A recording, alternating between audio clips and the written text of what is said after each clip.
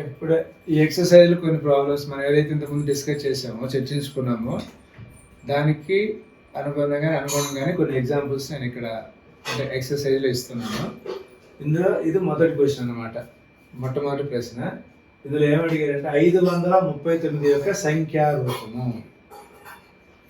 539 అంటే మనకు తెలిసిందే కదా, వందల స్థానంలో 5 ఉండాలి, 10ల స్థానాల్లో 3 ఉండాలి, 1ల స్థానంలో 9 ఉండాలి. కాబట్టి ఆన్సర్ ఏది అవుతుందంటే రెండవ ఆప్షన్ అవుతుంది. అదేవిధంగా రెండవ ప్రశ్నకి వచ్చేసరికి రావు పర్సులో కేవలము 100 రూపాయలు మరియు 10 రూపాయల నోట్లు మాత్రమే ఉన్నాయి.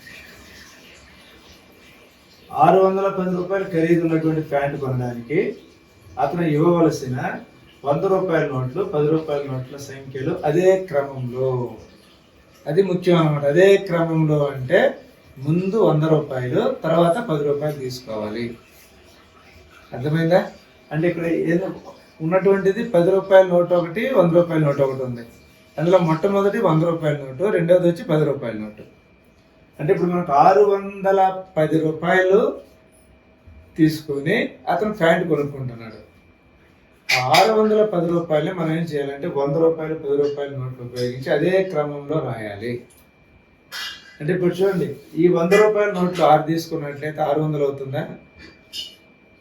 తర్వాత 10 రూపాయల నోటు ఒకటి తీసుకుంటే 10 రూపాయలు, అంటే 600 ఒక 10 రూపాయలు అంటే 610 రూపాయలు. కాబట్టి మనకు 100 రూపాయల నోట్లు ఎన్ని కావాలి? 6 నోట్లు కావాలి. 10 రూపాయల నోటు వచ్చి 1 కావాలి. కాబట్టి ఆన్సర్ ఏది అవుతుందంటే 6 మరియు 1 అవుతుంది. అర్థమైంది కదా నేను చెప్పింది? అంటే ఇక్కడ 100 రూపాయల నోట్లు ఇక్కడ రాస్తున్నాను. 100 రూపాయల నోట్లు ఎన్ని అవసరం అవుతున్నాయి మనకు? 6 అవసరం అవుతున్నాయి. అంటే 6 × 100 అంటే 600 వచ్చింది. తర్వాత మనకు 10 రూపాయల నోట్లు ఎన్ని అవసరం అవుతున్నాయంటే ఇది ఒకే ఒకటే అవసరం అనమాట మనకు. కాబట్టి ఇక్కడ మనకి మొత్తం ఎంత వచ్చిందంటే 600 వస్తుంది. 6 × 100 అంటే 600 అయింది. తర్వాత ఇక్కడికి వచ్చేసరికి 1 × 10 అంటే ఎంత అవుతుంది? 10 రూపాయలు అవుతుంది. ఇవి రెండు కూడుకుంటే మనకు వచ్చేటువంటి అమౌంట్ ఎంత అంటే 610 రూపాయలు. అంటే ఇది మనకు కావాల్సినటువంటి అమౌంట్. అంటే మనకంటే మనకు కాదు, ఇక్కడ ఉన్నటువంటి వ్యక్తి అనమాట రావు. అర్థమైంది కదా? కాబట్టి ఇక్కడ మనకు 100 రూపాయల నోట్లు వచ్చి 6, 10 రూపాయల నోటు వచ్చి 1. కాబట్టి ఆన్సర్ వచ్చి 2 అవుతుంది. 6 మరియు 1. చూడండి, ఇది థర్డ్ క్వశ్చన్. థర్డ్ క్వశ్చన్ ఏమడిగాడు? 726 యొక్క విస్తరణ రూపము. చాలా సింపుల్ క్వశ్చన్. 726 దాన్ని మనం సపరేట్ చేసి రాస్తాం అనమాట. సో ఇక్కడ 726 తీసుకున్నాం. మనకు 7 అనేటువంటి ఏ స్థానంలో ఉంది? 100ల స్థానంలో ఉంది కాబట్టి 7 × 100 అయింది. తర్వాత 2 అనేటువంటిది వచ్చేసరికి 10ల స్థానంలో ఉంది, 2 × 10. 6 1ల స్థానంలో ఉంది కాబట్టి 6 × 1. అంటే 7 × 100 అంటే మనం 700 రాయొచ్చు. 2 × 10 20. 6 × 1 అంటే 6. ఈ ఆప్షన్ ఎక్కడుందో చూడండి. 700 + 20 + 6. సో ఆన్సర్ వచ్చి మనకు 1 అవుతుంది. సో ఈ విధంగా సంఖ్యను ఇచ్చినప్పుడు దాన్ని విస్తరించి రాయడం అంటే ఈ విధంగా రాస్తాం. అంటే ఒకవేళ వేలలో ఇచ్చినప్పుడు వేలలో కూడా తీసుకుంటాం, 10,000 ఇస్తే 10,000 తీసుకుంటాం, లక్షలు ఇస్తే లక్షల్లో కూడా తీసుకోవాలి. ఓకే, ఇది క్వశ్చన్ నెంబర్ 4. ఏం చేయాలి మనకి ఈ ప్రశ్నలో? 6725 యొక్క విస్తరణ రూపము. అంటే ఇంతకుముందు చేసాం కదా, అదే విధంగా ఇక్కడ కూడా 5 అనేది 1ల స్థానంలో ఉంది, 2 10ల స్థానంలో ఉంది, 7 100ల స్థానంలో ఉంది, 6 వచ్చి 1000ల స్థానంలో ఉంది. కాబట్టి మొట్టమొదటి ఏం చేయాలంటే మనం 6 తీసుకోవాలి. సో 6 అనేది 1000ల స్థానంలో ఉంది కాబట్టి 6 × 1000 అయింది. తర్వాత 7కి వచ్చేసరికి 7 అనేది మనకు 100ల స్థానంలో ఉంది కాబట్టి 7 × 100. అదేవిధంగా 2 అనేది 10ల స్థానంలో ఉంది కాబట్టి 2 × 10. 5 అనేది 1ల స్థానంలో ఉంది కావున 5 × 1. ఇక్కడ 6 × 1000 అంటే మనం 6000 అని రాయొచ్చు. 7 × 100 700 అవుతుంది. 2 × 10 20. 5 × 1 అంటే 5. అది ఆన్సర్. కాబట్టి 6000 + 700 + 20 + 5 ఎక్కడుంది? అది సెకండ్ ఆప్షన్లో ఉంది. సో అదే ఆన్సర్ అవుతుంది అన్నమాట. Simple questions. ఒక్కోసారి ఏం చేస్తాడంటే 70,000 అంటే 10,000లో, ఒక్కోసారి లక్షల్లో కూడా ఇస్తాడు. ఇంకా దాన్ని ఇచ్చినటువంటి క్వశ్చన్ ఆ ప్రశ్న బేస్ చేసుకుని ఆధారం చేసుకుని దానికి సంబంధించినటువంటి ఆన్సర్ని మనం రాస్తాం అన్నమాట. ఓకే, ఇది నెక్స్ట్ క్వశ్చన్ నెంబర్ 5.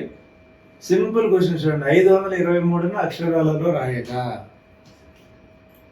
అంటే ఇక్కడ 1ల స్థానంలో ఎంత ఉంది, 100ల స్థానం, 10ల స్థానంలో ఎంత ఉంది, 100ల స్థానంలో ఎంత ఉంది, అది ఒక్కటి మనం గమనించగలిగితే చాలా సులభంగా రాయొచ్చు.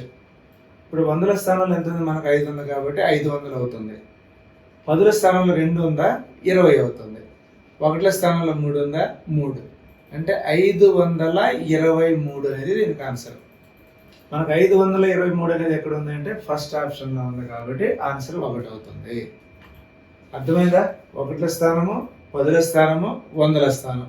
100ల స్థానంలో 5 ఉంది కాబట్టి 500. 10ల స్థానంలో 2 ఉంది అంటే 2 × 10 అంటాం చూడండి, అది 10ల స్థానం, అప్పుడు 20 అవుతుంది అనమాట. కాబట్టి 2 × 10 అంటే ఎంత, 20.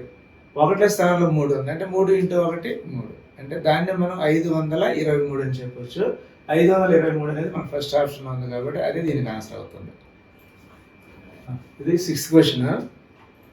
ఈ ప్రశ్నలో కూడా మనకి ఏమడిగాడంటే 24,376 యొక్క విస్తరణ రూపం అని అడిగాడు.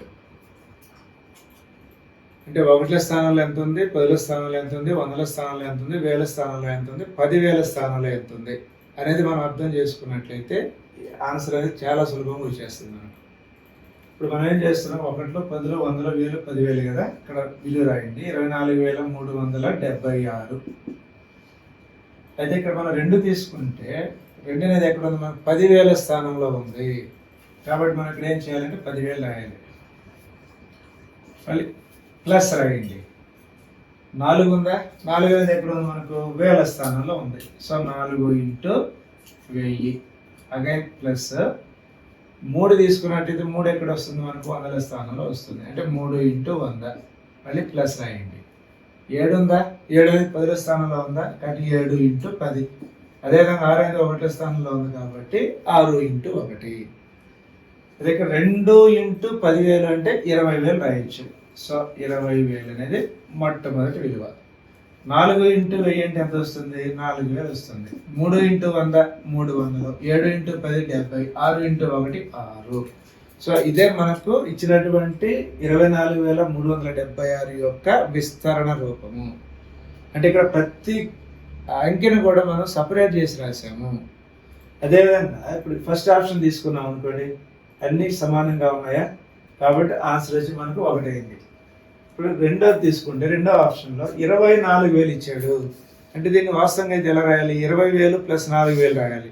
కానీ అక్కడ అలా రాయలేదు, డైరెక్ట్గా కలిపి రాసేసాడు. కలిపి రాసేటప్పుడు అది విస్తరణ రూపం ఎలా అవుతుంది, 100% కూడా అది తప్పు అవుతుంది. కాబట్టి రెండో ఆప్షన్ అనేటువంటి రాంగ్, సరైనది కాదని చెప్పొచ్చు. అదేవిధంగా మూడో ఆప్షన్కి వచ్చేసరికి 24,300 అంటే 3 విలువలు కలిపేశాడు. 10,000 స్థానాన్ని, 1000 స్థానాన్ని, 100ల స్థానాన్ని కలిపేశాడు. అంటే దానికి విస్తరించి రాయలేదు కాబట్టి ఇది కూడా రాంగే. అంటే ఇక్కడికి వచ్చేసరికి 1ల స్థానం మాత్రమే సపరేట్ చేశాడు. 10ల స్థానం, 100ల స్థానం, 1000ల స్థానం, 10,000 స్థానం మొత్తాన్ని కలిపి రాసేసాడు. అంటే ఇది కూడా విస్తరణ రూపం కాదు. కాబట్టి మనకు ఆన్సర్ ఏది వస్తుంది అంటే ఫస్ట్ ఆప్షన్ వస్తుంది. తర్వాత ఇది క్వశ్చన్ నెంబర్ 7. ఇక్కడ ఏం చేశాడు, కింది వాటిని జతపరచండి అన్నాడు. అంటే జాబితా 1, జాబితా 2 2 ఇచ్చాడు. ఈ జాబితా 1లో ఏం చేశాడంటే అక్షర రూపంలో ఇచ్చాడు.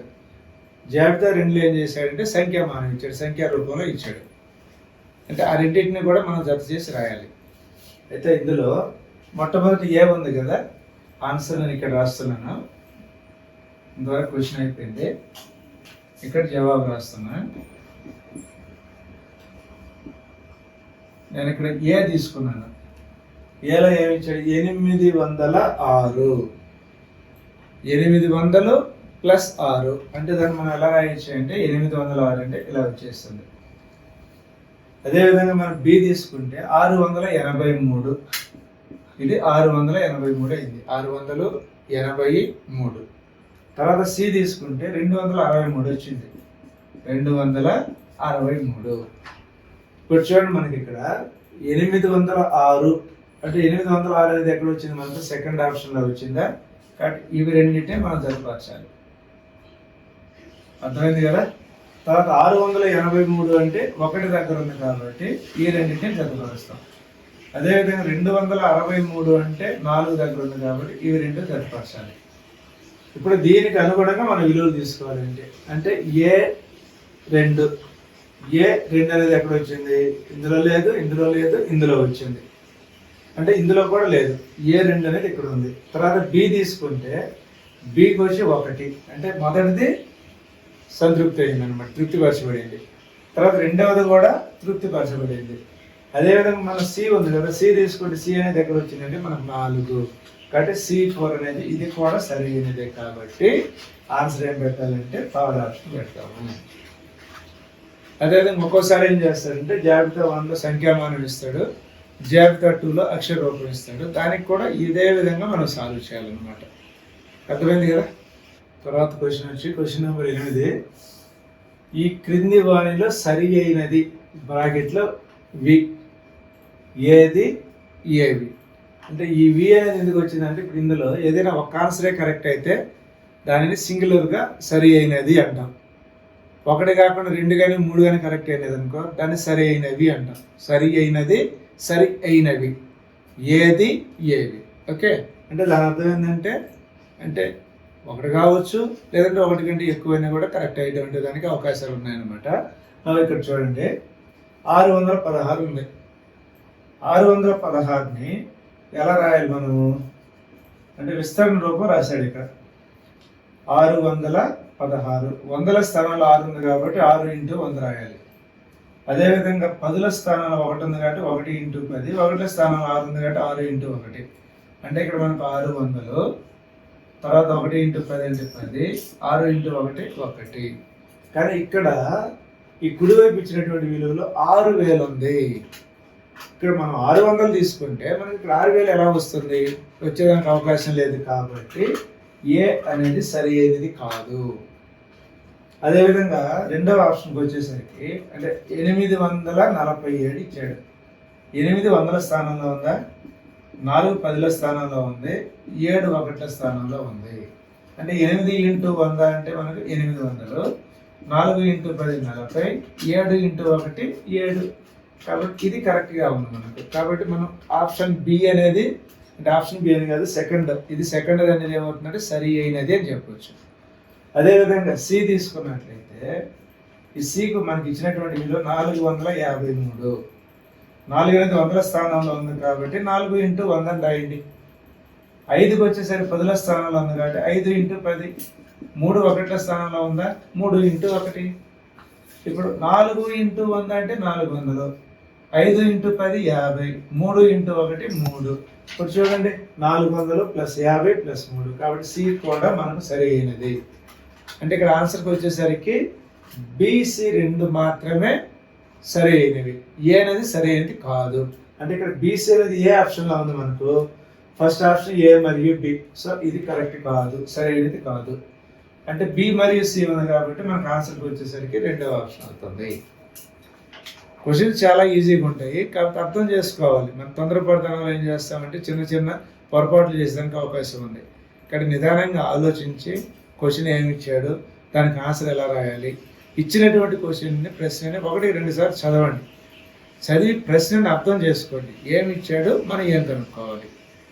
దాన్ని అర్థం చేసుకోగలిగితే మనకు వచ్చేటువంటి ఆన్సర్ కూడా చాలా ఈజీగా మనము కనుక్కోవడానికి అవకాశం ఉంది. మన క్వశ్చన్ అర్థం కాలేదనుకోండి, నీకు ఆన్సర్ ఎలా వస్తుంది? రాదు కదా. తర్వాత చూడండి 9వ ప్రశ్న. 7 100ల స్థానంలో 5 10ల స్థానంలో 6 1ల స్థానంలో గల 3 అంకెల సంఖ్య అన్నాడు. చాలా సింపుల్గా చేయొచ్చు ఇది. 7 అనేది 100ల స్థానంలో ఉంది కాబట్టి 7 × 100 9. 5 అనేది 10ల స్థానంలో ఉంది కాబట్టి 5 × 10.